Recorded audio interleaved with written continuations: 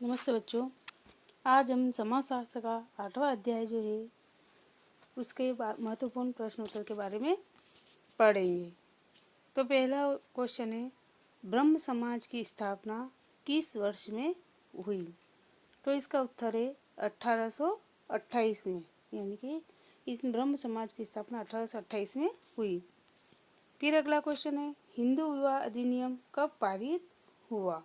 यानी कि हिंदू विवाह की पद्धति का अधिनियम है वह कब लागू हुआ? वो हुआ 1955 में। फिर ऑल इंडिया वुमेन्स कॉन्फ्रेंस की स्थापना किस सन में हुई? तो इसका आंसर है 1929 में, यानी कि 1929 में ऑल इंडिया महिला कॉन्फ्रेंस की स्थापना हुई। फिर किसकी अध्यक्षता में देश हितैषिणी सभा की स्थापना की गई? तो ये है महाराणा सज्जन सिंह, यानी कि इनकी उपस्थिति में देश हितैषिणी सभा का आयोजन किया गया था। 1866 में हॉर्सन गर्ल्स स्कूल किस राजा ने खोला था? यानी कि राजा कुमार सरदार सिंह ने हॉर्सन गर्ल्स स्कूल खोला था। बाल श्रमिकों के व्यवसाय को मुख्य तौर पर कितने वर्गों में बांटा गया था? तो होता 4 वर्गों में। फिर भारतीय संस्कृति के किस काल में नारी की प्रतिष्ठा को पुरुषों के समानांतर ही स्वीकार किया गया था? यानी कि पुरुषों के समान ही महिलाओं को दर्जा, समाज के अंदर दर्जा दिया गया था। तो वो था भारतीय संस्कृति के उन्मेष काल में नारी की मान प्रतिष्ठा को पुरुषों के समानांतर ही स्वीकार किया गया था। फिर के.एम. पणिक्कर की पुस्तक का नाम लिखें। तो के.एम. पणिक्कर की पुस्तक का नाम था Hindu society at cross roads है, यानी कि Hindu society at cross roads है, यानी पणिक्कर की पुस्तक का नाम है। ब्रह्म समाज की स्थापना किसने की थी? तो 1828 में सर्वप्रथम राजा राम मोहन राय ने ब्रह्म समाज की स्थापना की थी। फिर बाल विवाह नियंत्रण अधिनियम शारदा एक्ट कब पारित हुआ? तो बाल विवाह नियंत्रण अधिनियम शारदा एक्ट 1929 में पारित हुआ था। फिर भारत के संविधान के किस संशोधन में महिलाओं को पंचायती राज व्यवस्था में आरक्षण प्राप्त हुआ? तो है 73 और 74वें संशोधन में विशेष रूप से अनुसूचित जनजाति महिलाओं को पंचायती राज व्यवस्था में आरक्षण निश्चित किया। फिर राष्ट्रीय परिवार स्वास्थ्य सर्वेक्षण 4 के अनुसार किस राज्य की महिलाओं के पास सर्वाधिक स्वयं का बैंक खाता है? तो वो है गोवा राज्य की महिलाओं के पास सर्वाधिक स्वयं के बैंक के खाते हैं। फिर छठा क्वेश्चन है, फिर राज्य की महिला साक्षरता दर वर्तमान में कितनी है? तो राज्य की महिला साक्षरता दर केवल 52.66% है, यानी कि ये 2011 की जनगणना के। श्री सावित्री कन्या पाठशाला की स्थापना कब और कहाँ हुई? तो 4 फरवरी 1914 में अजमेर में श्री सावित्री कन्या पाठशाला की स्थापना हुई थी। फिर अगला क्वेश्चन है, राजस्थान महिला विद्यालय की स्थापना किसने की थी? तो इसका उत्तर है स्वतंत्रता से पूर्व मेवाड़ अंचल में भेरूलाल जी गेलड़ा ने 1916 में राजस्थान महिला विद्यालय की स्थापना की थी। फिर भारतीय संविधान के अनुसार किस आयु के बच्चे बाल श्रमिक माने जाते हैं? तो भारतीय संविधान के अनुसार 5 से 14 वर्ष के बीच के बालक व बालिका जो वैतनिक श्रम करते हैं या श्रम के द्वारा पारिवारिक कर्ज चुकाते हैं बाल श्रमिक कहलाते हैं, यानी कि पैसे लेकर के जो बच्चे कार्य करते हैं वो बाल श्रमिक के अंतर्गत आते हैं और 15 से 14 वर्ष के जो बच्चे होते हैं वो बाल श्रमिक के अंतर्गत गिने जाते हैं। तो ये 8वें पाठ के प्रश्न उत्तर थे। इन्हें अपनी कॉपी में करना है और इन्हें याद भी करना है। धन्यवाद।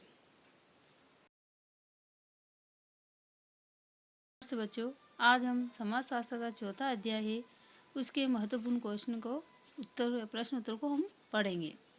तो पहला प्रश्न है, आज़ादी से पहले भारत के लोगों में गतिशीलता को किसने बढ़ाया? यानी कि आज़ादी से पहले लोगों के अंदर देश को गतिशील करने के लिए, अपने देश के लिए कुछ करने की जो भावना है वो किसने बढ़ाई थी? तो वो था अंग्रेजों ने।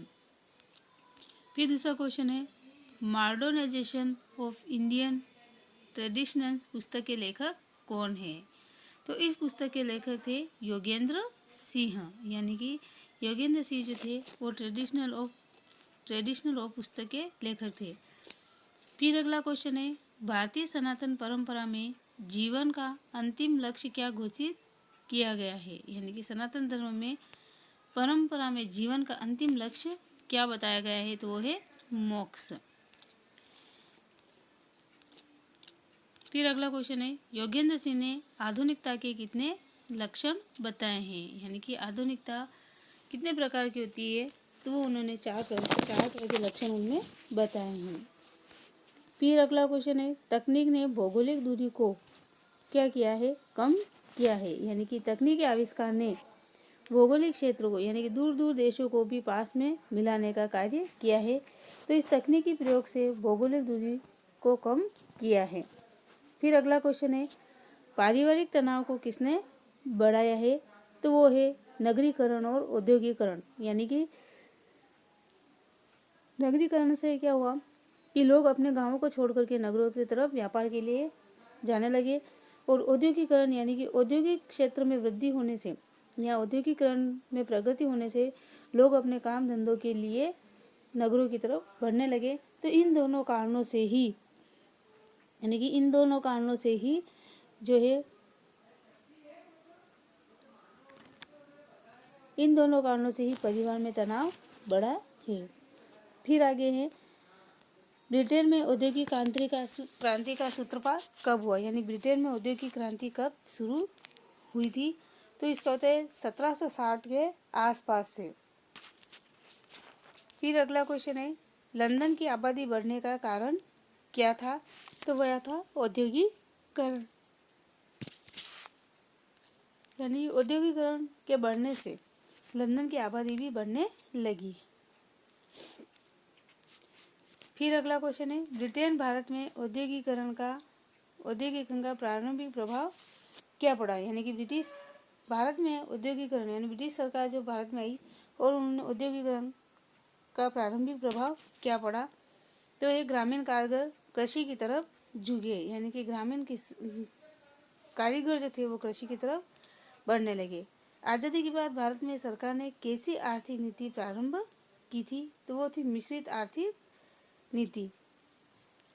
फिर है, भारत वर्तमान में कैसा देश है? तो भारत वर्तमान में कृषि प्रधान देश है।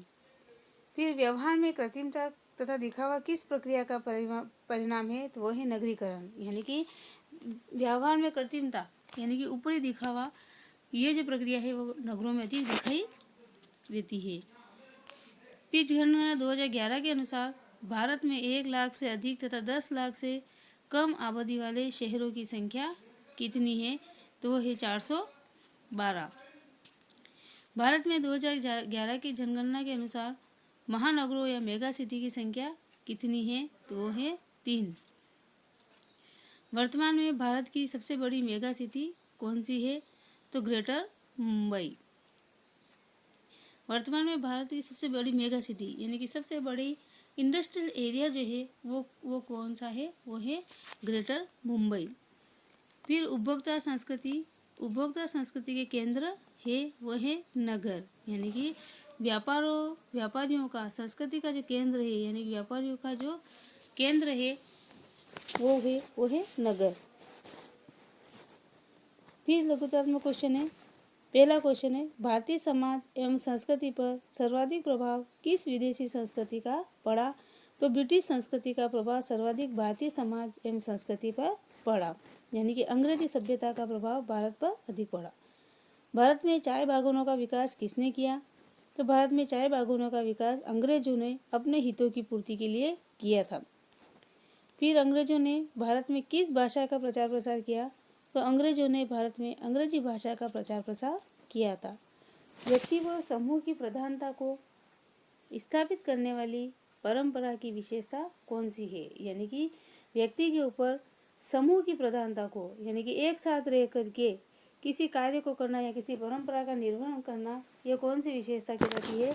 तो सामूहिक संपूर्णता व्यक्ति पर समूह की प्रधानता को स्थापित करने वाली परंपरा की विशेषता है। सामूहिक संपूर्णता का मतलब है सभी के साथ मिलकर के किसी कार्य को पूर्ण करना। फिर अगला क्वेश्चन है, कर्म एवं पुनर्जन्म की अवधारणा किसकी पोषक है? यानी कि कर्म एवं पुनर्जन्म की जो मान्यता है वो किसकी पोषक है, किसकी देन है? तो वो है, यह अवधारणा है निरंतरता की पोषक है। भूत एवं वर्तमान के बीच कड़ी का काम कौन करती है? परंपरा जो है भूत एवं वर्तमान के बीच कड़ी का एक महत्वपूर्ण कार्य करती है। यानी कि परंपराएं जो है, यानी कि भूतकाल में जो परंपराएं हमारी है वो वर्तमान में रहने वाले लोगों को अपने यानी कि अपने भविष्य भूतकाल में हुई अपनी परंपराओं को वर्तमान के साथ में जोड़ने का कार्य करती है। धर्मनिरपेक्षता किसका लक्षण है? धर्मनिरपेक्षता आधुनिकता की अवधारणा का एक प्रमुख लक्षण है। श्रम विभाजन के बढ़ने से विभिन्न समुदायों पर क्या प्रभाव पड़ा है? तो श्रम विभाजन के बढ़ने से विभिन्न समुदायों में परस्पर अंतर्निर्भरता में वृद्धि हुई है। यानी कि श्रम विभाजन होने से व्यक्ति जो है परस्पर अंतर्निर्भर, यानी कि एक दूसरे के ऊपर निर्भरता की जो भावना है उसका विकास हुआ है। फिर अगला है, वर्तमान में कौन सी परिस्थिति महत्वपूर्ण होती जा रही है? तो वर्तमान समय में प्रदत्त परिस्थिति के स्थान पर अर्जित परिस्थिति का महत्व बड़ा है। यानी कि प्रदत्त परिस्थिति का मतलब होता है कि जो भूतकाल से ही उसे प्रदान की गई अपनी परंपरा से उसे जो परिस्थितियाँ प्राप्त है, जो स्थान प्राप्त है समाज में, लेकिन आज जो मनुष्य अपने समय में वर्तमान स्थिति में जो अर्जित करता है तो उस अर्जित परिस्थिति का महत्व अधिक बड़ा है। सामाजिक पृथक्करण की भावना में कमी का क्या कारण है? सामाजिक पृथक्करण की भावना में कमी का प्रमुख आधुनिक शिक्षा, औद्योगिकरण, नगरीकरण तथा श्रम विभाजन की प्रक्रिया है। सामाजिक पृथक्करण की भावना में कमी का प्रमुख कारण जो है वो है एक तो आधुनिक शिक्षा, औद्योगिकरण, नगरीकरण तथा श्रम विभाजन की प्रक्रिया। तो इसके द्वारा जो है समाज जो है वो पृथक हो गया है। वंशानुगत नेतृत्व कौन सा समाज की विशेषता रही है? तो वंशानुगत नेतृत्व परंपरा समाज की एक अनूठी विशेषता रही है। यानी कि परंपरागत समाज की जो अनूठी विशेषता है। धर्मनिरपेक्षता के मूल्य में वृद्धि का क्या कारण है? तो धर्मनिरपेक्षता के मूल्य में वृद्धि का प्रमुख कारण है आधुनिकता। यानी कि सभी धर्म को बराबर मानने का जो प्रमुख कारण है वो है आधुनिकता। यानी आधुनिकता की भावना के कारण ही व्यक्ति सभी धर्मों का सम्मान करने लगा है। फिर अगला है, लोगों का रुझान कृषि के स्थान पर किस क्षेत्र की ओर बढ़ रहा है? तो लोगों का रुझान कृषि के स्थान पर सेवा क्षेत्रों की ओर बढ़ रहा है। यानी कि नौकरी प्राप्त करने की तरफ लोगों का रुझान अधिक बढ़ रहा है। मशीनों द्वारा उत्पादन बढ़ाने की प्रक्रिया को क्या कहते हैं? मशीनों द्वारा उत्पादन बढ़ाने की जो प्रक्रिया है उसे औद्योगिकरण कहते हैं। 20वीं शताब्दी के प्रारंभ में विश्व का सबसे बड़ा नगर कौन सा था? तो लंदन जो है 20वीं शताब्दी के प्रारंभ में विश्व का सबसे बड़ा नगर था, जिसकी आबादी लगभग 7 करोड़ थी। फिर फोर्ट विलियम की स्थापना कब हुई? तो 1698 में फोर्ट विलियम की स्थापना रक्षा एवं सैन्य ठिकाने के विकास के उद्देश्य से की गई। यानी कि अपनी सैन्य सुरक्षा को मजबूत बनाने के लिए, उनकी रक्षा करने के लिए ये फोर्ट विलियम की स्थापना की गई थी। फिर भारत में चाय उद्योग का प्रारंभ कब हुआ? तो भारत में 1851 में असम में चाय उद्योग का प्रारंभ हुआ था। फिर लोगों के जीवन स्तर में सुधार का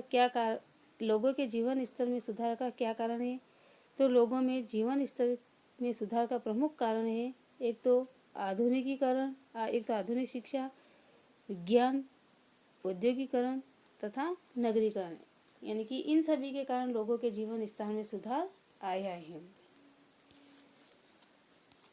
तो ये थे आपके चौथे पाठ के प्रश्नों उत्तर। इनको अपनी कॉपी में करना है और इन्हें याद भी करना है। तो आज इतना ही, धन्यवाद।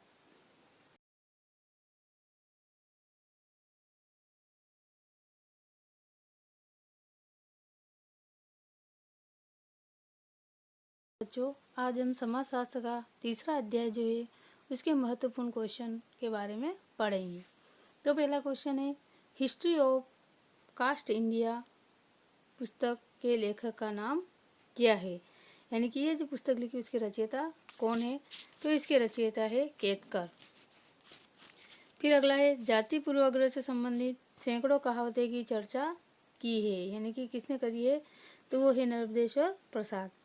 भारत की कुल जनसंख्या में अनुसूचित जातियों की जनसंख्या है तो वो कुल जनसंख्या है 14.6%, 16.6%। फिर अगला है, संविधान की कौन सी धारा में अनुसूचित जातियों को अधिसूचित किया गया? तो धारा थी 341।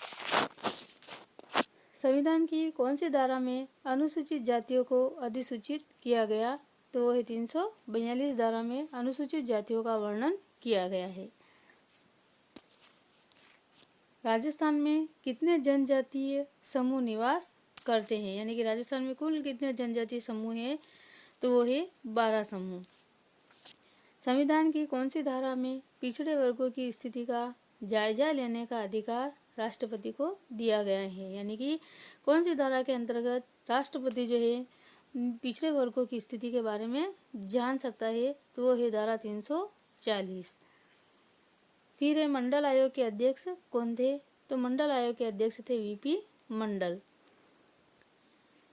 फिर है, मंडल आयोग का गठन कब किया गया था? तो मंडल आयोग का गठन 1977 में चुनाव के बाद किया गया था। मंडल आयोग ने अपनी रिपोर्ट सरकार को कब दी थी?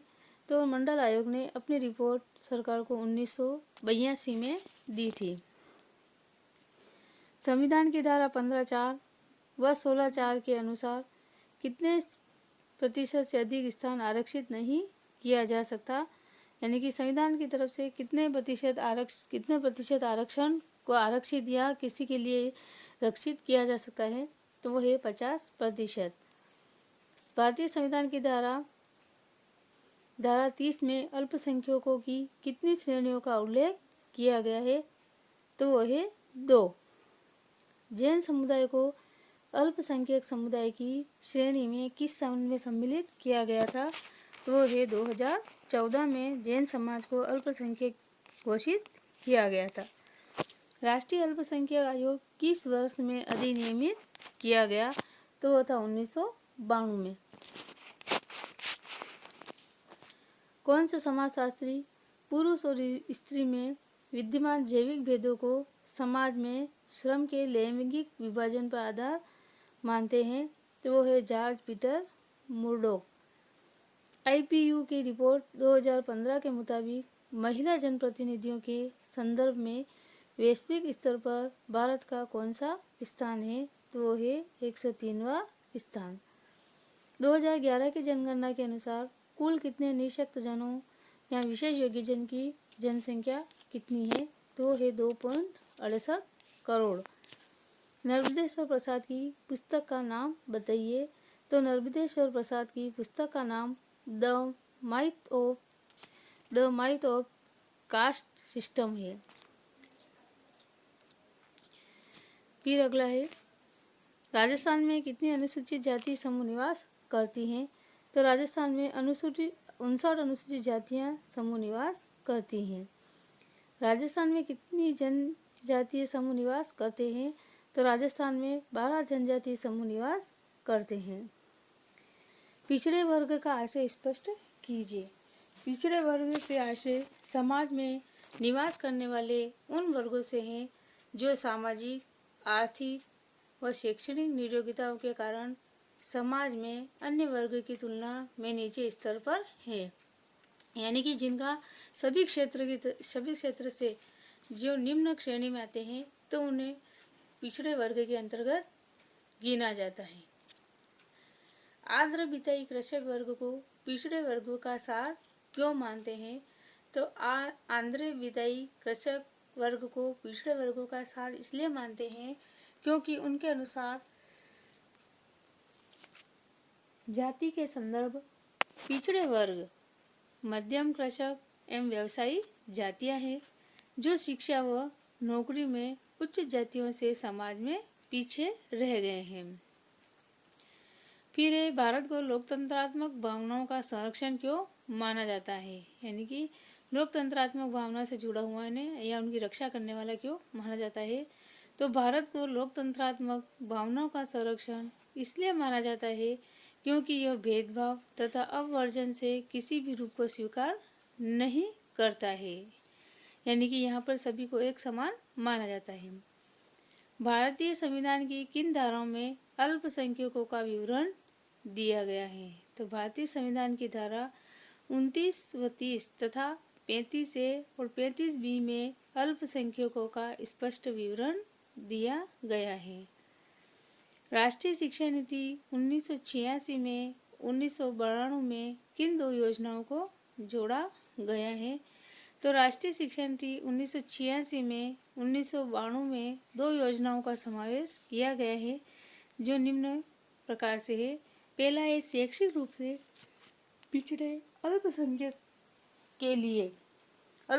के लिए गहन क्षेत्रीय कार्यक्रम लागू किए गए और दूसरा है मदरसा शिक्षा आधुनिकीकरण वित्तीय सहायता योजना 1993-94 के मध्य आरंभ की गई।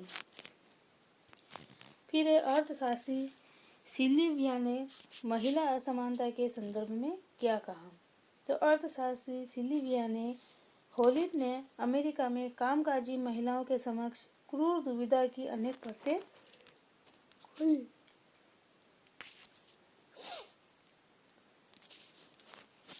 1982 में किस बाल स्त्री ने महिला सामाजिक असमानता पर पुस्तक लिखी और उन्होंने उसमें क्या कहा था?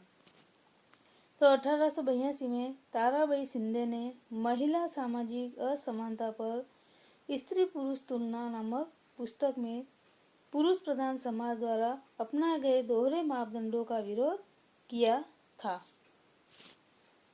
फिर निःशक्त जन अधिनियम 1995 की